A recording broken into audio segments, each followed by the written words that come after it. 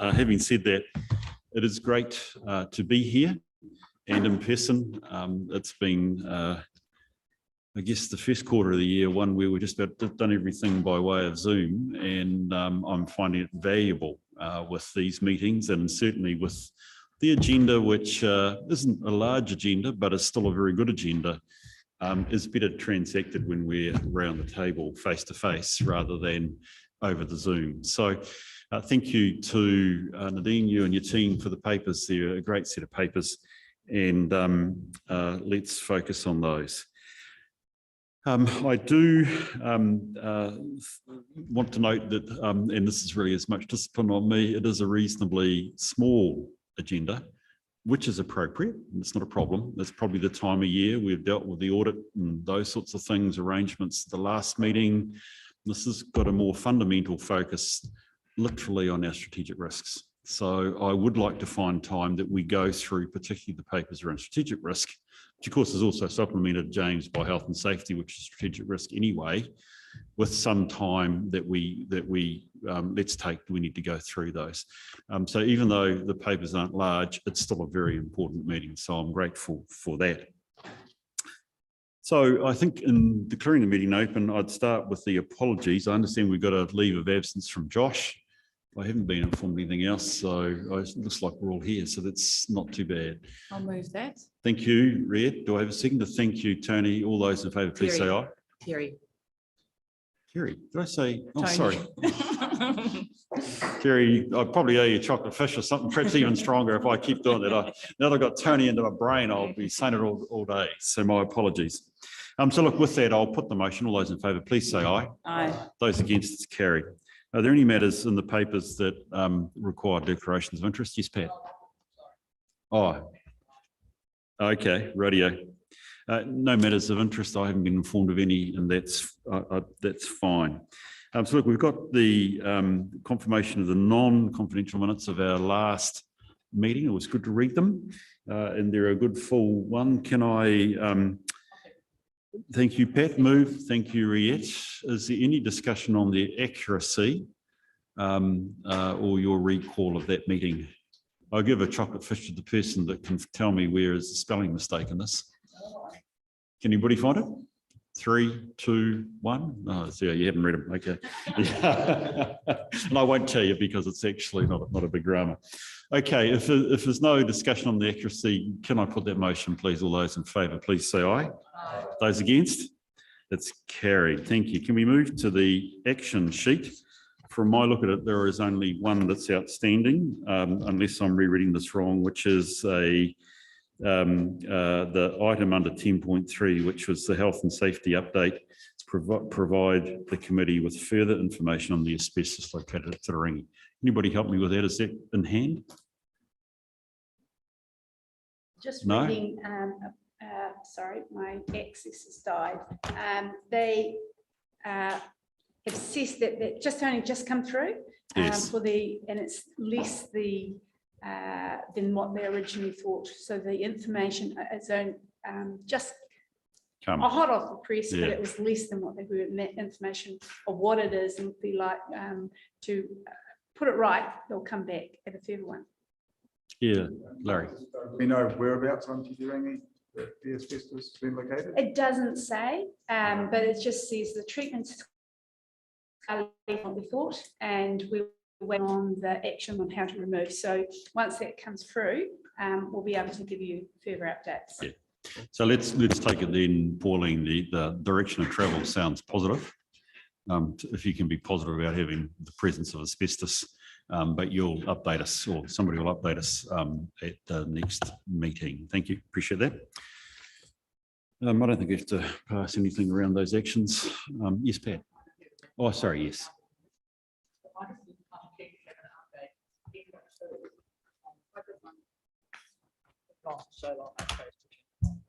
Now, on page 6, it's just with respect to East Cape Road, which is the first bullet point on 10.2. Are we still, is that road still closed to the public and only open to residents? First item at the 19K Bluffs, where we have had quite a lot of work. if options are being investigated. I appreciate that may take a while. Currently, the road is open to residents and four-wheel drive access only. Can I just understand? And it says the press release will be provided once the timeframes are known. Can I please have an update on that? So through the chair, we get further damage after that note for that one. So we have got access open to four-wheel drives only at the moment. The road is open for residents. They're easily able to go in and out. And I know they've been taking stock in and out. So the road is open, but we have still got it closed at the moment because we don't want a whole lot of people out there because it keeps moving. Thanks, David. When will a press release be available? Do you know, please? Supplementary, Mr. Chairman. It's So fine. through the chair, the press release was given after that meeting. We put one out within 2 days of that. So there was one sent after that. We'll do another press release once we know what the final state is on the whole network. So we'll talk about it as part of that, as part of the case for change that we need for Waka Kotahi, but then also what the long-term options would be a separate press release once we'd work through those with that community. Thank you. Thanks, Pat. Appreciate that. And I think that, as I say, we can just receive, well, we can just accept the action items. I don't think we need to make a motion to move that. Can I move, please, to my agenda. Actually, yes, I have been all over the place here. Leave of absence. Well, we've already noted Josh is away and noted that. I've got no indication of acknowledgements or tributes, nor have I been informed of any public input or petitions for this meeting. Is there any matters of extraordinary business I should account for in terms of the agenda? Haven't been again informed? No. Oh, Nadine? No, we're fine. Brilliant. All notices of motions, and we've got no business. It's been adjourned. So I think we're all hunky-dory there, if that's a technical phrase. Right. Strategic Risk Management Report. Steve, probably in your hands, I suspect, please. Thank you, Chair. And through you, the report that I'm presenting to committee this morning, the key components of it are that our strategic risk procurement, its current risk assessment has been moved from moderate to major. And in line with the financial risk reported at the previous Audit and Risk Committee, that's more a prudent approach rather than an actual risk event has occurred. So the prudence aspect here is around the council being aware of the wider changes in the economic operating environment, particularly increased inflation, supply chain delays, and difficulty in securing contractors to complete work as scheduled. So the approach that management is taking is to taking those external factors into account to elevate the risk to major, that we can take additional steps to ensure a procurement risk event doesn't occur. And those additional steps are identified in the report. In regard to procurement, the real area of risk particularly is not so much with our major capital projects.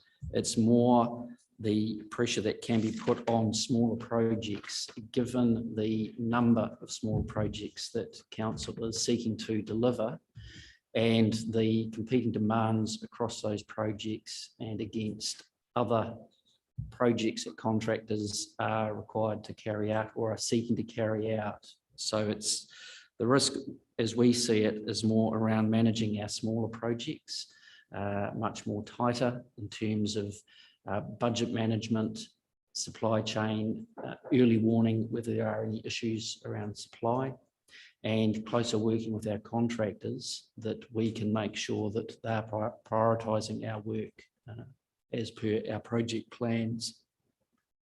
So that's the key change in this report from the last report to Audit and Risk. The other aspect is that the intention is to be continually bringing more of our strategic risks to this committee with their current risk assessments completed. I haven't done that for this report. The key change has been the recent flood events that the region has experienced, I have been spending time supporting the recovery efforts regarding the flood events, which has prevented me from bringing further risks to this committee. In saying that, the report from the Auditor General regarding wider council approach to risk management has provided an extremely useful benchmark to check how council is managing its strategic risks. And there's some key components within that report that I'll be using to bring into the next report to committee. Effectively, it's providing an excellent checklist around best practice and how council should be managing its risks. And I'll be using this report to inform the next report to this committee. For example, the report identifies that a significant number of councils have identified climate change as a strategic risk in itself. We haven't gone down that path at this point, but there are a number of reports coming through to council where we are working out where our approach to the climate change response should sit. And so using the Auditor General report is an excellent way of informing that thinking and decision making to come back to this committee and to council for decision. In conclusion, the deep dive in the public excluded component of the meeting is going to focus on our civil defence emergency, both response and recovery efforts as a result of the flooding events. It's timely, given the focus across council that those events have had on people's commitment and effort, that we brief this committee on the practicalities and the experiences of those events to inform future decision making and our future response to further civil defence emergencies. Thanks, Steve. That's very helpful oversight. What I do propose to do is to virtually take the report section by section, particularly from this right, from paragraph 11 onwards, where we have got your good commentary on the risks. So we will come to procurement, which is really important. But I just wonder whether members might have an overall comment or statement they'd like to make, particularly around the table in paragraph 3, which is the overall risk environment, or indeed the colourful graphs, which always attract my eye on page 16 at this stage. Otherwise, I'll proceed to go through it a wee bit section by section. Any questions, folk, or points people would like to make right at the start? Yes, Larry. Yeah, I've got a question. It's on the page 22, the map of 023. Can you, Larry? We're going to go through it a wee bit. We'll get to page 23. I'm just sitting here on page 50. So I'd like to hear your question, but if we can do that, if we do it, we get to that. 15, 16, just the overall risk environment, which I think, with procurement is intensifying. So I'll go Pat, and then I've got Red. Oh, okay, right, Red. Just an overall comment in regards to this report. It was great for me, and I did highlight there where right at the beginning how we make sure we have our audit and risk committee. We've got our external chairperson, as the Auditor General recommended and told us in October 2019 when we became the mayors. But what I saw here today in our plan and what we're doing and what is in train gives me great comfort that we do have our risks identified and appropriately identified. And I'm thinking what's happening in Lower Hutt just now, that made me think this morning, they'll be having quite a few audit and risks meetings. So when I read this and I read through the report from the Auditor General as well, I take comfort in that we've taken the steps through this triennium to appropriately assign and possibly mitigate our risks. Thank you, Red. Pat. Yeah, thank you. I wanted to note, thanks to the comprehensive report, but I have some queries with respect to, and it's actually figured and you've drawn attention to it, the graph on page 15 and 16.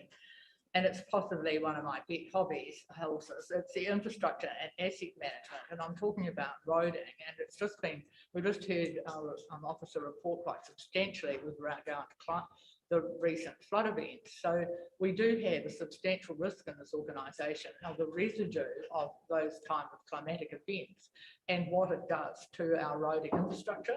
And so we note that the roading infrastructure is serious, but we also note out there as a control environment is to be confirmed. So I just like to ask council officers if it's been elevated in the light of the situation we find ourselves in.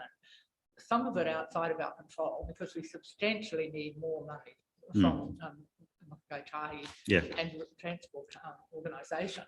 But it is a risk to this organisation. It's a risk to individuals if they can't access property safely. So can we hear about whether we are thinking of lifting that from point 11 on our graph? Thank you. Steve, perhaps I'm just thinking, Pat, looking at the table on paragraph 3, that the answer might be, Steve, that you're going to look to classify and characterise, develop further risk in July. Is that correct? Yes, so through you, Chair, we can absolutely elevate this risk to be reassessed following this meeting. Previous to the flood events, the approach had been to get our financial and procurement risk setups and risks assessed, because they inform the consequent application of those policies to infrastructure management. So there was a logic around getting the financial side of things clear first, and then applying those controls to infrastructure management. So that's been the intervention logic. However, it has been disrupted because of these flood events, the impact it has had, particularly on our roading personnel to meet the here and now needs of keeping the roads open. But that shouldn't prevent us from being able to come back to this committee next with this risk assessed and presented to the committee. Yes, indeed. Through the chair, and relatedly, I think there's another lens that we need to be applying across this in terms of climate change and the various adaptation measures that are coming out that will impact the local government sector, and will flow through all of our risks that we've currently rated. So I think there's a next step for council in terms of reviewing our risks with that lens on, that is very real, that will impact on infrastructure, that will impact on the funding that will come, and roads that will continue to get invested in or otherwise. So it's quite a major risk theme that needs to be threaded through. And supplementary to that, whether roads are continue to be maintained or not is an element of risk to our community, because they're not going to move away from some of those properties, and it is a very significant challenge. And procurement and the risk around procurement needs to be factored into that too, doesn't it? Thank you. So Pat, that's a very helpful prioritisation for us, Steve, that your logic's right. I mean, what you're saying, you've done the procurement, you've done the finance. Clearly the infrastructure becomes the sort of the next cab off the rank. What you're indicating here is that with the work in July, our next meeting, which strike me, I can't remember when that is, probably is after that, will mean that we can do probably a deep dive into the infrastructure at that stage. Is that I think given we are, we can reassess at the end of the meeting, because we're going to also have your deep dive into the recovery from civil defence matters. So we can reassess it, but it would seem a logical step on. So Pat, I like your suggestion. It makes sense that we think about that in terms of priority. Great, thank you for that. One thing I'd just like to say, and actually it was all of about a 10-second comment, Nadine, things are intensifying in terms of risk for the council. I bring a sense of, I don't know, probably cold comfort, as it is with every other local authority. To be honest, this is my third meeting this week with councils, and all those councils are feeling stretched. and I suspect we'll come back to that when we start talking about recruitment and retention, which I want to raise, that actually everybody is stressed for a whole range of reasons, whether it's the reform coming down, whether it's the events like you're facing in terms of civil defence, or indeed some of the other matters that are in here. It just reflects a tightening and a pressure on councils, which if you're feeling, and Nadine, I suspect you and your team are probably feeling, cold comfort, but it's real. And therefore we need to be, we need to keep this up, Steve. I'm not suggesting we're not, we need to keep this up because we need to make certain we're doing the right stuff. So thank you. Right, let's just quickly go through the sections. So I'm on page 18. And so firstly, health and safety. Now, obviously we have a full report following this, which probably deals with that. Okay, but is there anything under the health and safety risk people would like to raise the stage that they, other than bring it up when we get to the next paper? No, can we move on then to people, capability, strategic risk? Again, probably well known, but actually when I go back to my colourful chart, this is one of the top 2 strategic risks. So Nadine, I just wonder whether there's anything that you would want to add to this at the stage without wanting to make our meeting go too long.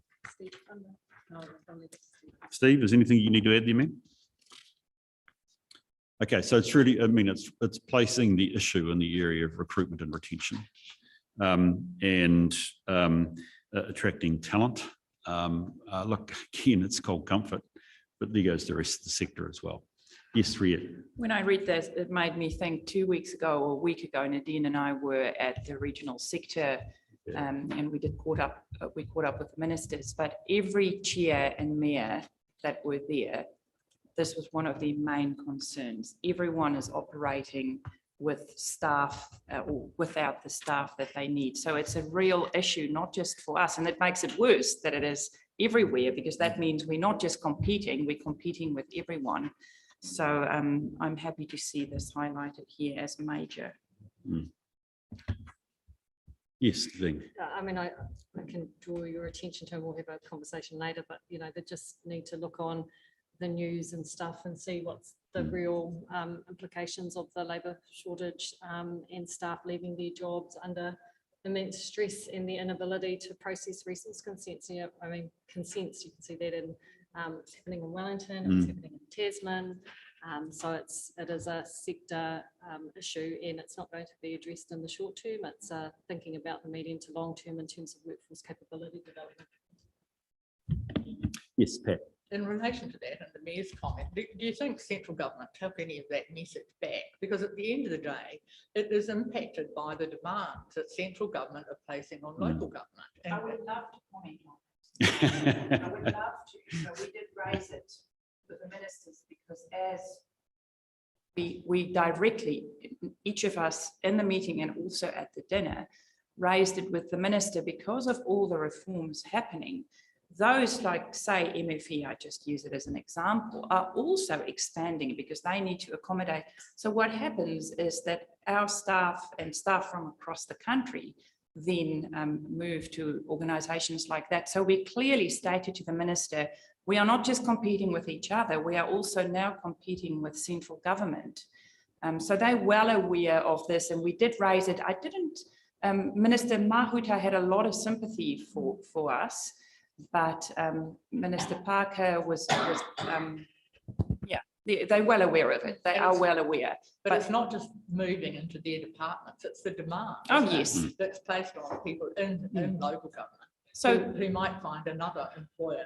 It's less, you know, it is less, not demanding, yeah, but it less is critical because you know, the pressure is on because of all these new ideas, and we got a whole pile of them again this week. It's so true. And we did, part of that meeting from the regional sector was to let the ministers know of the extreme stress that regional councils and unitary councils specifically are under because of, and Nadine sent through that schedule of consultation that we need to comply with. Our council are under extreme stress just to comply with what the government is expecting from us.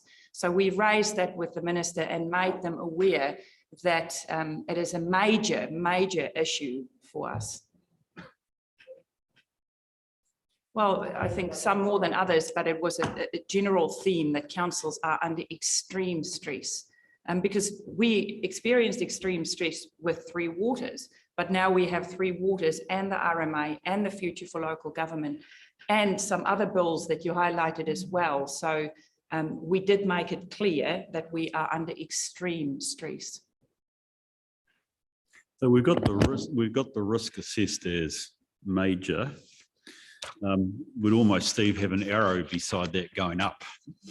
I mean, I'm playing with diagrams, but I think what it does mean, I think, for this committee is how do we support Nadine, making certain that there are effective mitigations that are possible. There's a question actually, I suppose, initially, Nadine, are there any mitigations you can undertake?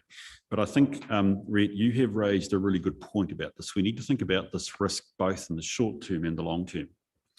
And looking at the papers, and my understanding is there are two things that are affecting us. I think one, we need to be prepared for water reform and the ongoing demands that due diligence will require of council as entity B is. Entity B, we're here, isn't it? Is entity C, sorry, entity C is formed. My anticipation, and I could be wrong, but my anticipation is that the new incoming board will want to go through us like a dose of salts. And that will make a demand on our time in the relative short term if we're going to be alive with entity C in 1 July 2024. And the other thing that I've noted here in terms of the short term, which is challenging to the mitigations we bring, is the disruptive nature of the civil defence events. Steve, you mentioned you couldn't get to some of the stuff because, even at your risk level, you were being naturally dragged in, and I suspect that is only the tip of the iceberg in terms of where that's going, which again is resource diversionary, and it causes us to have to halt rather than doing the BAU. So to think around what are the mitigations around those two is challenging. I haven't got a silver bullet on this one, but I just think we need to reflect that, let alone there's the longer term, which comes back to your point also about future local government. What are we? And what is the offering we have for staff to retain and stay here? Go for it. I was going to save it for later, but I think it's appropriate to discuss it now, just in terms of, so that the sector averages between a 15 to 30% turnover. So council sitting at 20, and then you add on top of that the impact that we've had from COVID. So at any given point around February, March, we've had it's affected 20% of our staff. Then you throw in there a state of emergency that has redeployed our staff into that. So we are not operating at full capacity. And we are trying to deliver BAU, and we are trying to cope with the reform requests. So I think the issue is that we cannot magic up people. And so what we need to be doing is thinking about COVID and climate change in the next wee while in the reforms, and how we can practically work through that without breaking staff and retaining what we have, which means that some things will need to give. And we had the conversation that Her Worship referred to in terms of the regional sector meeting. The question was, well, what are you going to reprioritise CEs? And the answer was, we always hear that, but there's nothing that can be reprioritised. So, but I do think that the council, as we think about our annual plan, we'll get further discussions on that. We're pulling our capital works. We do need to think differently around how we're planning our program of works, and the realistic, apply a realistic lens to what we can deliver in terms of BAU with everything else that's going on. Steve, I think this is something that I mean, I like the nature of your report. I don't think we can afford to lose this off our next list. I mean, I accept that. I hear the point around the annual plan, around prioritisation. Those are some of the bigger immediate mitigations that need to occur. And we need to keep our sense of temperature on this issue, because it won't be resolved by the next meeting either. So it'll be interesting to see where things go and progress. As you say, a bit like your regional sector colleagues, I can't offer the solution, I'm afraid, here, Nadine, but I hear the point. Can we go to the financial strategic risk and just look at that? Is there any questions people would like to raise around that? Pauline, I did just want to indicate what I see as the challenges around trying to be prudent. Not that we don't want to be prudent, but the challenges that must be existing around particularly your annual planning phase. And I want to reflect again, it's a bit like we talked about with staff. There's both a short-term and a long-term pressure. There's both dealing with the annual plan, but actually the implications of what come out of the annual plan for future years need to be there in terms of prudent. How are we going as far as that's concerned, Pauline? So some of the issues that we identified with regards to retaining staff, and the intention was that how do we do that, and how can we do it in the short term, and are we comparable with the rate of inflation going forward? So part of that was to say, in recognition of that, how do we manage that within an annual plan? And we said, in order to get some of the creases, but also to retain the staff, that we would have to take some of those costs to the balance sheet, or we'll loan fund it for a period of time.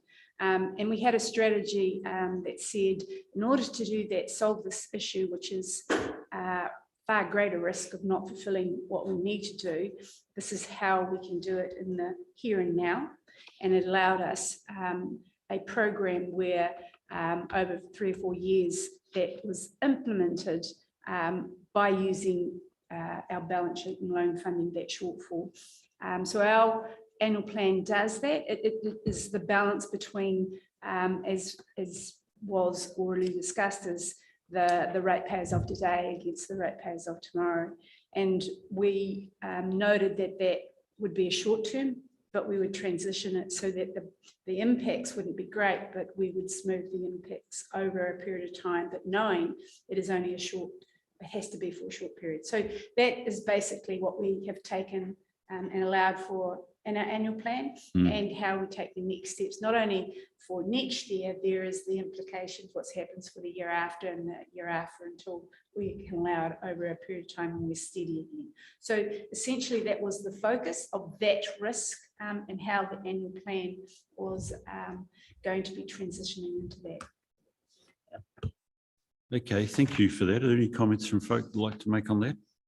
So there's it's a natural lever, by the way. Again, I feel like I'm just trying to bring what the sector's doing, but what I'm hearing is you've had to use the lever of your balance sheet to make, or you're proposing, I should probably put it, to make use of the balance sheet to essentially balance the books next year. But they have implications for the year after and after, and I think you've given a medium-term distance as far as that is concerned. So the critical question is, can we maintain that financial discipline, both in terms of around this table or council table, as well as also operationally, if we're going to use our balance sheet in that way, and we're not going to use some of the other levers which may or may not be at our hands, like, dare I say, increasing rates or additional revenue. Perhaps Dr. Kotahi might come to the game. Who knows? No, let's keep going. Okay, brilliant. Thank you. Procurement. Now, Steve, this was one that you indicated was increasing in risk. I just wonder whether there's any questions or comments from people as far as that is concerned. David, what sort of new smart thinking are you bringing to procurement to guarantee supply and keep costs down? Sorry, I haven't primed you with this question, but it's logically what flows out of this risk increasing. The mitigation is that we start to look at have we got other ways of managing our delivery risk. So through you, Chair, one of the big things we've been doing is working with a lot of our suppliers around lead times, but then also what we're speccing to make sure that we know that it can be supplied how we want it to with the least amount of risk as possible. So for example, in the water industry at the moment, with everything going on and the shipping delays, we've been careful about what size pipings, what size connections, and then ordering before we know even who's going to do the work, so that we know we've got supply of it coming in. But a lot of it has been around with working with our contractors and suppliers around what's the work program coming forward again, so that they know what we've got coming out. And they can either resource appropriately, or we can start to procure as a district better than what we have been as well. So we have been working with Waka Kotahi and another number of other large purchases, I suppose, around who's got what coming up, so that we're not hitting into each other at the same time, so that we're not starting to put work against each other. So have been doing that market research of not just the supply market, but then also who's actually purchasing, to make sure that we're trying, where possible, we can either merge things, or actually we'll look at who can hold off a year or so that we're not going out at the same time. The other really big one to try and keep the cost down is being really honest with our suppliers around, if there's a job and we know that it's funded to happen in this financial year, if we say it has to be done by 30 June 2022, suppliers will say, well, I can't do it. There's no way, can't lock that in. If you give us to August, then we might be able to do it. So it's then going back and having a chat with Pauline and the finance team around, if we can carry this forward, we know that we can pull it off. Because if we put forced dates in, the market will just walk away, or they'll do it and it'll come with a massive premium. So it's very much been around how we stage that work, and having to be flexible around financial years as much as possible, trying to get works done, but not putting artificial dates in, particularly when we know we've got shipping delays. We have valid extension of time requests that get put in. So the date was never the real date anyway. Once you factored in COVID, everything, you had to actually look at what's the real rollout time for those things. So with this procurement risk moving to major, are you, when does this sort of land? I mean, it's always going to be continual review. Look, don't get me wrong, it's not like this can be done in a defined time. But when is that going to give you greater assurance over what we propose to do through the annual plan, for instance? The delivery of the capital projects, or indeed, as Steve has said, that's as much the minor projects, which may even also be repairs and maintenance and operational in nature rather than just capital.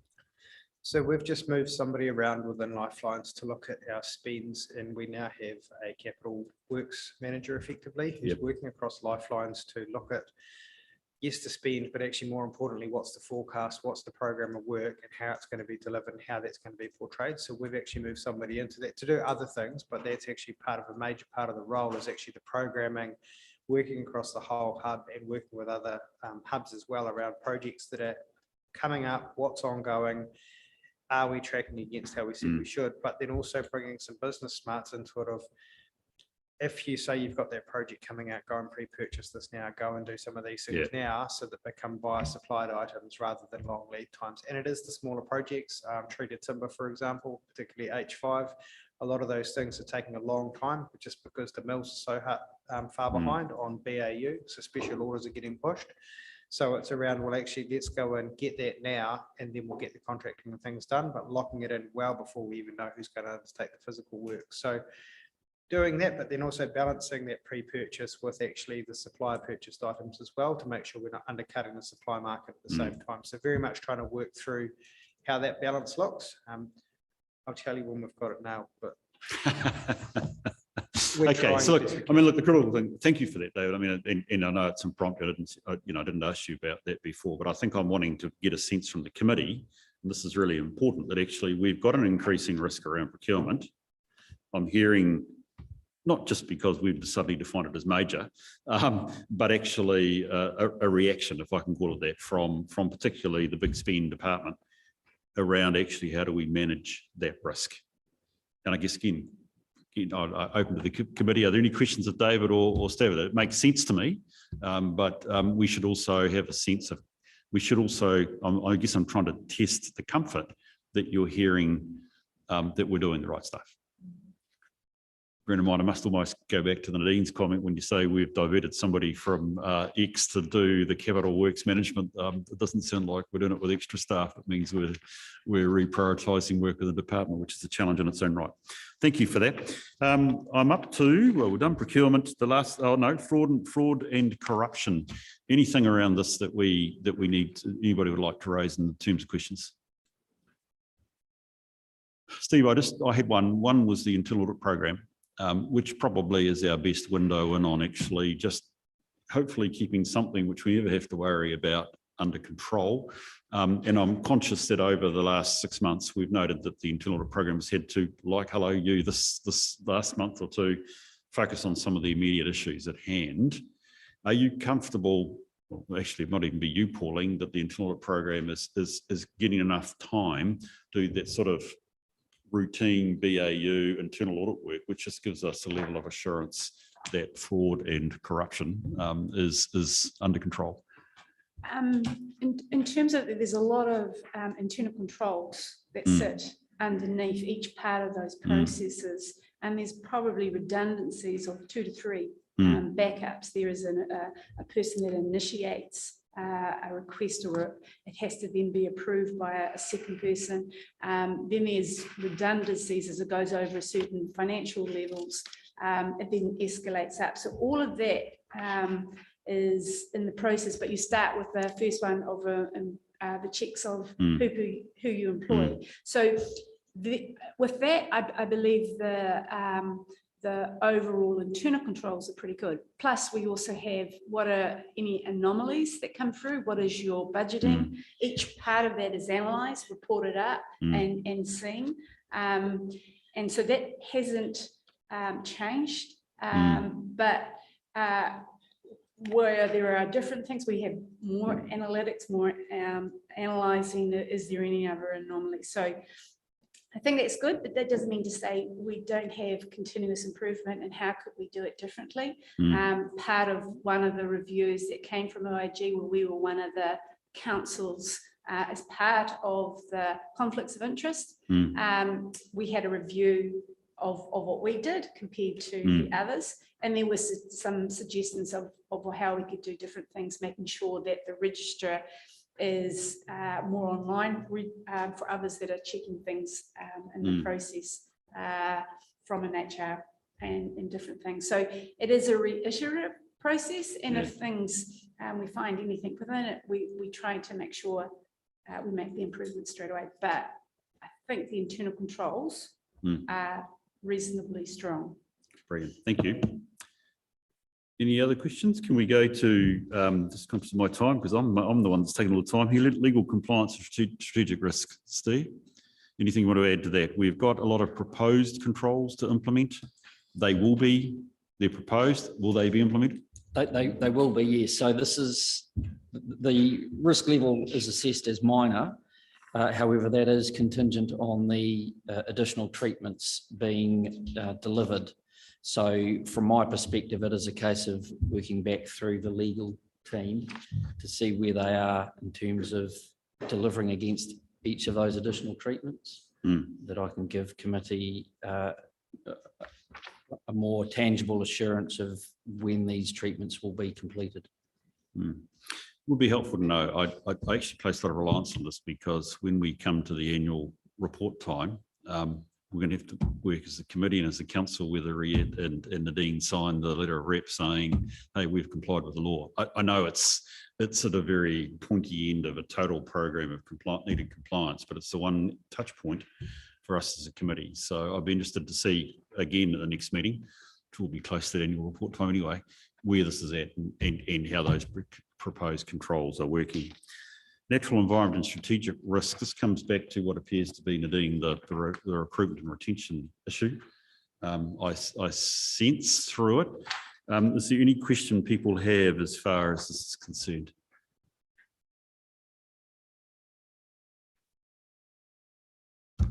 I was intrigued. It's one of the 2 top risks. Go back to the colour chart. It's orange, or whatever colour we want to call our traffic light system here. I'm probably challenged in describing colours. And I was just interested because that sits as a residual risk as major. So I presume the nature of the risk, if it comes, is impairment of the natural environment, not the fact that we can and can't do work. Correct? What's the nature of the risk? So through you, Chair, yes. So the assessment, again, is a little bit like procurement in terms of prudence. We're not suggesting that the risk event itself is occurring. However, we're flagging that with our constraints around processing resource consents and our operational delivery, that is a potential contributor to the risk event occurring. So that's the area of focus that we're seeking to address. Yes, I noted with some concern, not criticism, but some concern that we were raising the issue of capital and capacity. And under 46, you say operationally the council is meeting the national natural environment compliance commitments, which suggests that somebody's working pretty long hours. So we are under stress. You know, this goes back to one of the key themes we've had right at the start. That's what worries me on this one. Can't fix it. You know, we've talked at some length about that already. So I think that's perhaps the point you were making before, Nadine. Things do get done when we're under resourced, but the cost is increasing in terms of our internally. Okay, thank you for that. So look, again, that gets us now, Larry. I'm conscious that I said, can you hold your question? But I think we're into pages 23, 24. I've jumped over the general risk management to local government risks and what have you. Is there anything did you have a question here, mate? I did sort of cut you off. Pass.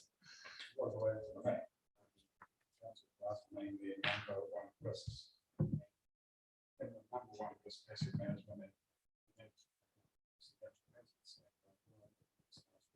change at 6. Actually, there's got to be a huge connection between climate change. Yeah. So, my question is, where does that correlate? How much of effects of natural hazards is climate change have? Yeah. Because we've seen it firsthand here, natural hazards, obviously earthquakes and stuff like that. But weather is for me, climate change 6 for a year. It's probably happening quite consistently. It's bigger priority. Steve, any comment you'd have on that, or Nadine? No, this is local government. This is, So I think they must, don't even know what, perhaps I took part of it. They obviously surveyed people in local government. They said, what's top of mind, what's keeping you awake at night? And so they're given a proportion. For climate change, it's the second highest matter. Or this is the six councils identified that compared to it. Yeah. So anyway, second highest priority amongst the council survey. Yes, and through you, Chair, it is a contributing component to their natural environment risk. Absolutely. I think my read of the current situation is that council management are actively working through the climate change issue to see where it fits across the strategic risks as they've been identified. It may well come back that it needs a different approach to more accurately reflect the risk it actually poses to this community.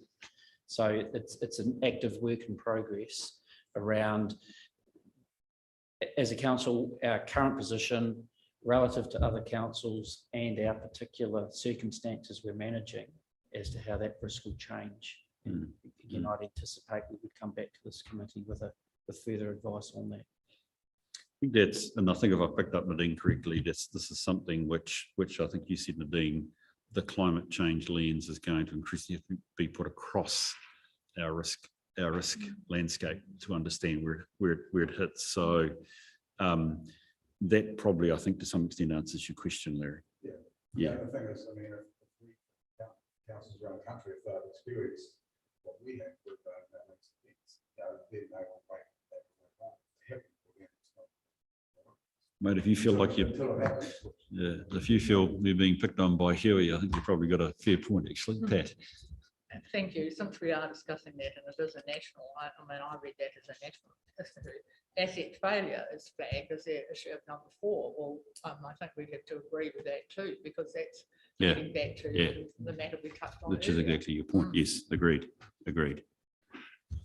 Okay, thank you for that. Oh yes, Andy. Yeah, just on that, I didn't find that very helpful. I think naming your number 1 risk, it can be quite often what's happening at that moment. I think, identifying the top 3 risks or something like that would have been more helpful than what is your number 1 risk. Yes.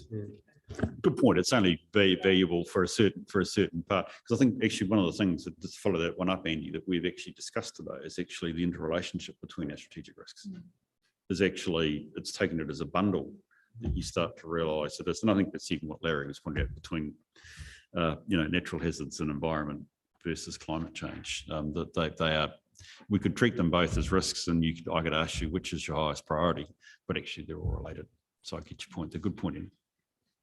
Right, okay, that's we've taken some time on that, but hopefully that's been helpful, Steve. I do appreciate the way you've prepared the report, given we had a wee bit of time today to focus on where our strategic risks are. This has been a good chance. I wonder if we could move to the what seems like a very simple resolution that we note the contents of the report. But I think I'd like to also thank you, Pat. Do I have a seconder, please? Thank you, Andy. Any discussion on the motion? I'll put it. All those in favour, please say aye. Those against? Questions that I'd like to ask. Are you going to move on to the health and safety? I am indeed. Well, there's a few questions I'd like to ask actually about this paper that later on down in the track. And there was a survey done around nationally, and I just wanted to know if we were asked to participate in that survey, and this did identify 4 different councils. They just picked 4 councils and did it. So yeah, but the other question I guess maybe that might be targeted at you, Bruce, because you do risk around the country. How do we rate this council and our approach to risk management? Oh, that's a good question. Because in fact, I've written a note down here. Look, this report gives me great comfort. And I was just reflecting on a couple of things. Firstly, we've got Steve devoted to a bit of risk management, which is really important, so that we're keeping live. You guys have invested a fair chunk of money to have P-Dub in here to, we did the workshops last year. So, we are starting as a council to commit some time. You're committing time to me being here as well, which I hope is starting to set up the hallmarks for that. The thing I wanted to note, and I think it was in paragraph 56 somewhere, was my comfort that what I'm hearing from Steve and from Nadine is that risk is also reasonably high on your agenda in terms of your management team, in terms of a regular discussion. Yeah.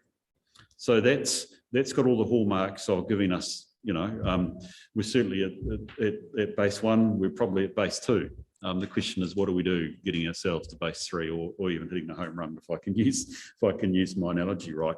So in terms of the practice around our committee and its evidence around risk, I'm comfortable that that is that we're with the pack. The question is, do we need to do more? Yeah. And I think I'm very keen that we keep and have time to have the sort of discussion we've had this morning without, making it overbearing in terms of time, given I've promised a short meeting, but we need to have that sort of time. The critical question that needs to come out of this one is 2, Larry. One is, do the rest of council know what we do? Are they comfortable that we're managing, well, we are governing, Nadine is managing risk appropriately? And do we have confidence that we are seeing the right reaction out of management to what we see as strategic risks? Yeah. So that's why I asked, when David gave me what I thought was an effective answer around procurement, given its heightened major risk. The reality of it is, we as elected members or an appointed member need to be comfortable that's an equal and opposite. Not opposite. That's a reaction, a response that is equal to the risk. If it's not, we should say so, and we should have a discussion. Should we do more, or whatever? Yeah. Now I'm getting the sense that we're starting to have that sort of conversation. Yeah, sure. That's the powerful nature of what we can do around the committee. Yeah. Is that okay? Yeah, fine. Give you an answer? I've got a few other questions as well. Oh, okay, mate. Well, if it's okay, yes. On page 51, it mentions about Queenstown Lakes Council having 0 carbon emissions in its 2050 strategy. And we've just put our carbon emissions, 0 carbon emissions to 2030. And I would just like to know what extra risk that has put on this council by having that, by now putting that into place. Because obviously nationally, the government has put 2040 in, and so we've put our hand up, you know, and raised the concerns. Yes, it needs to happen, and we're going to do it by 2030. But you know, there are other risks all around that by proclaiming that statement. So I'd like to know what those risks are to council, please. Through the chair, so the next steps were to be that the staff would write up a plan that will outline the implications, and in that you will get a sense of what those risks are. So that work is now being undertaken now. So it's not really at that point where we can go through and say these are going to be massive risks, but we do know straight off the mark that there will be significant financial risks to council to transition sooner. Cool. Yeah, I appreciate it. Thank you. Since it's been raised, I'd just like to remind the questioner that the council officer's recommendation to us was 2040, Yes. not 2030, and it was a split vote on what direction to take. So we went against council officer's advice on that Mhm. occasion. That's right. You going, Andy? It's okay. I'm keen to get through now, mate. And the last one is that on page 51, oh no, page 60, it's you know, councils around the country, there are a lot of them that have declared us a climate change emergency, and we are not one of them at the moment. And based on what we've just experienced over the last few months, is it time to review our status on whether we declare it climate emergency or not? So Can I please respond to that?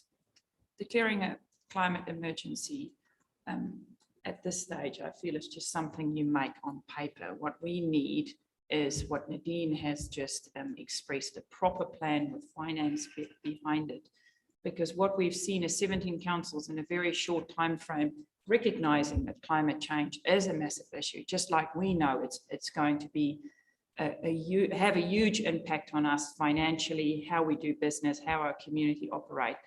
But I personally feel that just declaring it to be part of a group doesn't mean anything. If we do not put the money and the thought and the plans behind it, it doesn't mean anything for us. Because what we have stated clearly as a council is way back that we take climate change very seriously. We will be putting a climate change lens over every decision we make. So I'm not against declaring a climate change emergency, but why are we doing that? Why are we not just doing the mahi and get it done and get the finances and the plans behind that? So that's just my personal opinion. the other side of that is that if we're seeking government funding to help with our all the emergencies that we've had over the last 2 months, and we are not declaring a climate change emergency, is that going to hinder?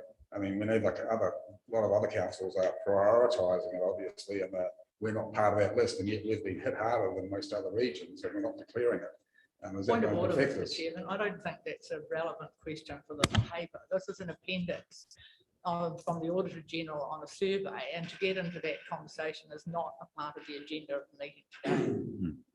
Appreciate that, Pat, and I think you're quite right. This was a program run by LG&Z back in 2019, and I think it's I'm talking with them not about Gisborne but about another council that's run out of steam.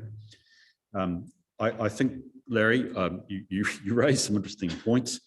I think there is an aspect that it's well worth raising that later, once, as we've heard from management, they're doing obviously a significant piece of work around this, which actually raises that sort of horse sense, argument you're putting. If we're really affected by this, is there value in this from a relationship with central government? But that's for a different day, and Pat's point's quite right. This is not right now. Hey, thank you for that hard work. I think I owe you a chocolate fish. You clearly read the report, so well done. Again, it just reflects what I said, that actually I'm appreciative that you guys are taking risks seriously. Now, Jill, Heather, I did move and pass that motion, didn't I? Thank you, which I think was Pat and Andy's motion. That's great. Can we move to health and safety, please, now? And James, I think you're in the hot seat on this one, buddy. I am. Kia ora tātou, and apologies from David Wilkinson. He's taking a well-deserved break in the UK after with the borders opening, so he hasn't had a chance to go home for a couple of years, and he's doing that now. So you're stuck with me for this report. Just wanted to highlight a few things and then happy to take some questions. Go easy on me. We continue to adapt to the COVID situation. Obviously, with the change in traffic light settings, we've had to do some internal review of what we're doing as well, particularly on the back of us no longer requiring vaccine passes at facilities and also the dropping of QR code requirements. So that work continues. We continue to be impacted by COVID, and Nadine noted earlier sort of globally how we're being impacted across the organisation in terms of staffing in that regard. And ongoing support for teams in terms of our business partnership model continues, and we're focusing on assessing and reviewing health and safety risks, and we primarily use our Vault platform to do that. We continue to collaborate with contractors and with a particular focus on our major projects, so the wastewater treatment plant, Kiwa Pool, stormwater projects, just ensure that we've got due diligence by all parties taking place. We are reviewing our health and safety plans, and one of the key things that we're looking at the moment is our drug and alcohol policy.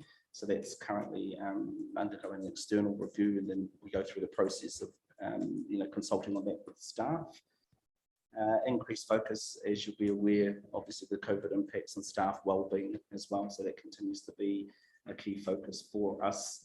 You'll already be aware that our 28 outstanding critical risks have already been closed off, and therefore the focus is now on operational risk across the organisation. I did want to take the opportunity, more so out of interest, just to give some updates. In your report, we talk about the Whakaari and White Island prosecutions. The report talks about one of the parties that decided to plead guilty, and that sentencing has now taken place. They were fined $227,500 and had to pay a further $40,000 in prosecution costs. I also wanted to note, and you'll be aware earlier this month, that NEMA had its charges dropped against it, which was an interesting proceeding. Good for them, but there is a particular thing I wanted to highlight since as we focus on civil defence. One of the key arguments they put was that they felt that the local group was more hands-on in those proceedings, yet they weren't prosecuted. And NEMA rightfully has basically maintained an argument that they were too far removed from the event itself, and so those charges were dropped earlier this month. Just some interesting points there to note. You'll be aware of, 2 recent fatalities at port, so that's a continuing area of risk for the country. Just noting, of course, we've got a port as well. Yeah, that's really it from me. Thanks, James. Appreciate that. That's a helpful start. The folk open it to questions for James or indeed Nadine, Steve, whoever. Any questions? Can I just, sorry, Larry, go for it. Yes, let me get you your question. It's just, I was just a query on page 66. There's a graph with all the different injuries and different colours, and there's no identification of, say, what individual colour means. So I'm looking at this graph thinking, well, yeah, good point. What does it mean? Can you help us, James? At the bottom of page 66, there's a graph, Fulton Hogan, Downers, and us, GDC in there, and there's all the different colours and the ratings, but I'm not quite, it doesn't identify what colour is what colour means what. So yeah, apologies. I think the key's been chopped off at the bottom there. So I'll have to come back to you on that. Yeah. Okay. I did make an assumption that was the months. Months, I think it is. That actually they're just graphically showing what's in the table above. Oh yeah. Yeah, that'll be the months. Yeah. Months. Yeah. Right. Okay. Cool. Thanks, Larry. Good point. Anything else people like to raise? Got a few questions, James. Hopefully not too many. You raised the issue of 2 deaths at ports. I'm aware of another death which is non-port related, but in the local authority context. And in my role, a series of other events elsewhere. One of the things that some of the councils are doing is re-looking at what happens in that area of the combined PCBU, and particularly clarity around the definition of roles and responsibility.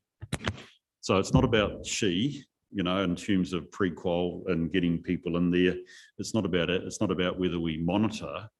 It's a question about actually essentially control and responsibility. I wonder if we have a view on how that is here at Gisborne. Yeah, I think you're referencing section 34 overlapping duties primarily, is that? Yeah. Yep. And where we have got sort of joint PCB Yes. responsibilities on a work site. So your question is, what are we doing? Are we comfortable or confident around definition of roles and responsibilities with our fellow PCBUer, if I'm making that? I don't get any feedback from my health and safety team that we're concerned about where our roles and responsibilities lie in the contracting space and where there are overlapping duties. Where we have had instances that usually triggers an intensive investigation. So I'm not going to speak specifically about those instances. I can think of one that comes top of mind. Often it's something that we look at quite intensively when we're moving into new work or into a new work site. But largely, I think it's fairly clear the contractors, the big contractors that we work with, are people we're familiar with and have been working with for a long time. I mean, David may have some comments as well, and they've generally got their health and safety act together. Thank you. David? Through you, Chair, just further James's comment, I think our contractors that we know, we still spot, audit and check up on them to make sure they're still doing what they say they're doing. One of the things, particularly where we are with a number of new contractors coming on, you very much have to prove yourself to us. And a lot of that is the staff will do a spot audit when they turn up on a site, every time they turn up, just to be expected of it. And part of that is around working with the contractors to bring them up. So a lot of it is that on-site auditing of the paperwork that they've filed with the health and safety team. It's actually, well, are they practicing it? Are they practicing it? And a lot of our focus, particularly with the new contractors coming on and with what we're developing coming up, that is very much about that on-site checking that they're doing what they say they're going to do. But by and large, if you're SHE accredited, and I think there is a slow maturing of our industry with the big contractors around making sure that they're across the risks, they're managing them appropriately. Great. Thank you, David. And again, I mean, without appearing to be critical, I'm very grateful that we can see that data from our contractors there has been reasonable. Andy?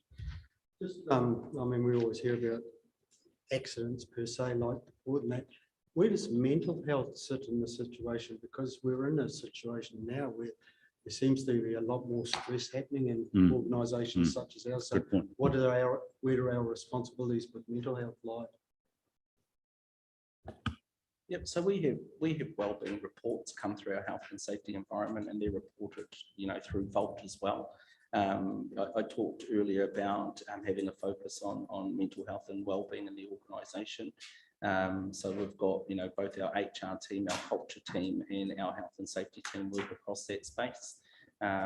We've got, a number of different initiatives that we've got at council. EPA is a really good example. We're doing a lot of promotion over the next coming weeks. They've got a lot of services that they provide.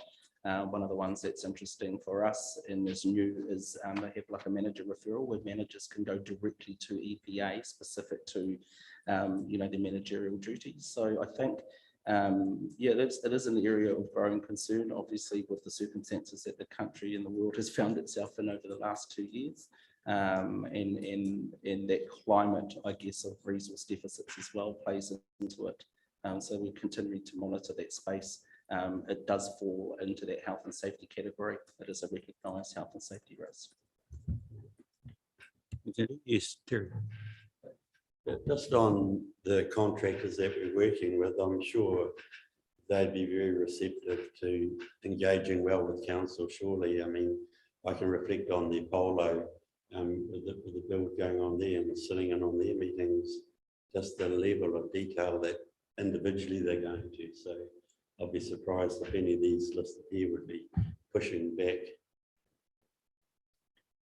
Through you, Chair, the contractors by and large are fantastic to deal with health and safety. A lot of these, they've got the same concerns that Nadine has as the PCBU to make sure that they're covered. So there's a very vested interest for all parties to make sure that we're doing the right thing. And it is really is that maturity we're starting to see where it's not a police chasing role. It's very much a how do we make sure everybody's safe? How do we make sure everyone gets home at the end of the day in partnership? So I think that's been, I can't think of anyone who we have problems with when we start talking through health and safety. And I think just from a culture perspective, it's on everyone's agenda. So that's key to us. You know, I'd be concerned if it wasn't being spoken about openly and on people's agenda. It's on our agenda every Monday. Welcome. Come and join us. James, look, just a couple of really quick questions to help me. I'm just looking at the graph, which is the rolling 12 months. And it's just a definitional issue. What is the behavioural risk for which we've got 12 events over the course of the 12 months? Do you know? Because we've got abuse and threat to staff. That's a behavioural matter. We've got somewhere else, we've got something. I was just wondering what behavioural meant. Do you know? It's all of the above, anything that relates to people's behaviour. Okay, that's internally. So that could be allegations of bullying or whatever. Okay. Okay. Brilliant. Hey, and the other thing is just on the following page, there was the waste management event with a trainee falling off the truck. Is that, it's been notified to WorkSafe? Is there any follow-up on that? Is it closed? What? No, I think it's active at the moment, is that right? Yeah. Okay, brilliant. Yes, Fred. Mention that, I don't know on what page it is, but what caught my eye was just underneath, written underneath what you've just mentioned, was about the child that was unattended by a parent or not proper supervision at the pool. Yeah, paragraph 27, Red. Yeah. Does that, where does that, when I read that, I thought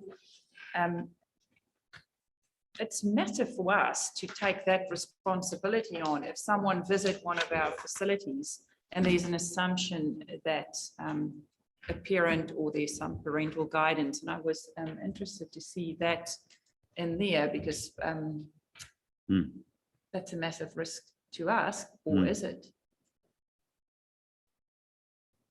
I think it's circumstance based, and I know that the investigation is ongoing, but I understand that there was no fault on our part. No, I was just interested that that was raised in the paper. It was fully investigated at the time as well.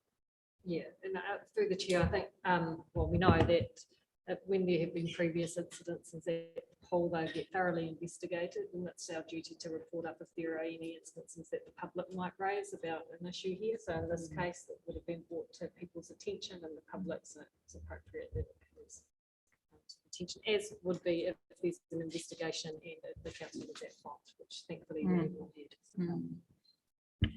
So we do under health and safety keep our eye on public safety. So we've got the issue of if I've got it right, the members of the public. So that's about health and safety and welfare of members of the public. Well, it just brought home to me our massive responsibilities. Yeah, absolutely. And the risks that we are exposed to. That was when I read that, I thought we do carry huge risk and huge responsibility. And the sensitivity of dealing with it. Absolutely. I mean, you're presumably calling a mum or a dad or a guardian. And I do want to compliment our staff for when they deal with the public and with sensitive issues. It's always done with the utmost respect because usually there's a lot of emotion in there as well. Thank you, Andy. Yeah, it is made very clear down the pool about your parental responsibilities. I took my granddaughter to the pool and they made it quite clear that I was the one that was supervising, not the pool staff. And I think that it's, it does need to be made. Good. Thank you for that. Appreciate you standing in for David, James. I hope he's having a good break in wherever it is that he's gone off to. Can we move to the recommendation, please, which is that we Happy to move that. Thank you, Riet. Do I have a seconder, please? Right. Thank you, Larry. Actually, I haven't found my motion yet. Oh, there we are. We note the contents of the report. I knew it would be a big one. Can I put, is there any debate on the motion? There being none, can I put it, please? All those in favour, please say aye. Aye. Those against? It's carried. Thank you for that. Let us move to the procedural motion that we move into public excluded. We've got two matters as disclosed on page 74 of our open agenda to consider and deal with in public for the, in public excluded for the reasons. I'll move that we move to public. Thank you, Riet. I'll put the motion. All those in favour.